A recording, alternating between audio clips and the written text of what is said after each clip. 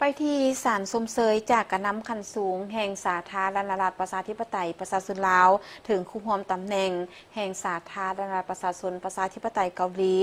ในโอกาสได้รับตำแหน่งใหม่ของกองประชุมข้างปฐมฤกษ์ของสภาประชาชนสูงสุดแห่งสาธารณรัฐประชาชนประชาธิปไตยเกาหลี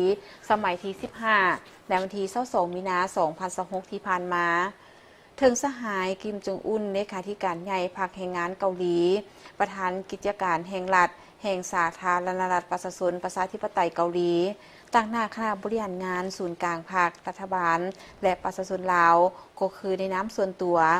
ข้าพเจ้าขอแสดงความสมเสยอย่างอบอุ่นมายังสหายในโอกาสที่สหายได้รับการเลือกตั้งเป็นประธานกิจการแห่งรัฐแห่งสาธารณรัฐประชาชนประชาธิปไตยเกาหลีอีกสมัยหนึ่งในกองประชุมข้างปฐมฤกษ์ของสภาประชาชนสูงสุดแห่งสาธารณรัฐประชาชนประชาธิปไตยเกาหลีสุดที่15ในวันที่22มีนาคม2026ที่ผ่านมาข้าพเจ้ายังจื้อจำได้ดีต่อการต้อนรับอันอบอุ่นยิ่งใหญ่สมเกียรติและการพบปะกับสหายที่นครหลวงเพียงหยางในโอกาสที่ข้าพเจ้าและคณะได้ไปเยี่ยมยามรัฐกิจสาธารณรัฐประชาชนประชาธิปไตยเกาหลีในระหว่างวันที่7 ถึงวันที่8 ตุลาคม2025ที่ผ่านมาข้าพเจ้าเชื่อมั่นว่าสายประวัติมิตรภาพเป็นมูลเชื่อและการร่วมมืออย่างใกล้ชิดฐานเพื่อนมิตรยุทธศาสตร์ร่วมอุดมการณ์ระหว่างสาธารณรัฐประชาธิปไตยประชาชนลาวและสาธารณรัฐประชาชนประชาธิปไตยเกาหลีจะสืบต่อได้รับการเสริมขยายเข้าสู่หลวงเลิกอย่างบ่หยุดยั้งเพื่อนำเอาผลประโยชน์ตัวจริงมาสู่ประชาชนสองชาติลาวเกาหลี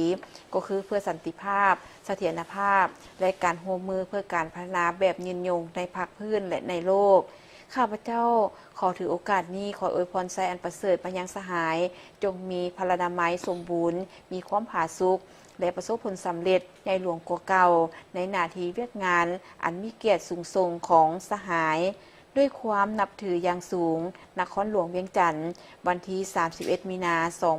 2026ทองลุนศรีสุริตเลขาธิการใหญ่คณะบริหารงานศูนย์กลางภาคประชาชนปฏิบัติลาวประธานประเทศแห่งสาธารณรัฐประชาธิปไตยประชาชนลาวพร้อมนั้นบรรดาการน้ำขันสูงแห่งสาธารณรัฐประชาธิปไตยประชาชนลาวก็ได้ทรงสารสมเสยคู่ความตำแหน่งแห่งสาธารณรัฐประชาชนประชาธิปไตยเกาหลีเนื่องในโอกาสที่ได้รับตำแหน่งใหม่